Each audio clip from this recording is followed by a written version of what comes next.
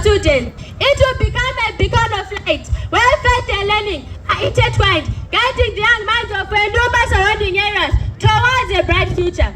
I would like to take a moment to extend my heartfelt gratitude and recognition to our guest of honor, Tinotenda Mashakaire, known as Tinmark, and our Member of Parliament, Nyasha, known as Comrade Mbura Marange. Thank you for your strong support and distribution to this project.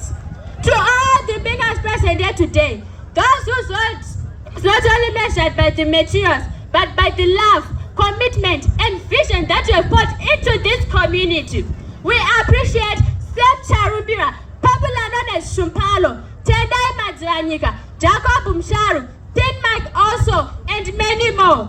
Thank you. We have stepped forward with open hands and open hearts, pledging not just money, but a belief in our collective future. High Priest and Nimrod, on behalf of all of us here today, we honor you, we thank you, we pledge to carry out the work that you have started, ensuring that your legacy continues to shape the future for young generations to come. Not forgetting, admire my arch.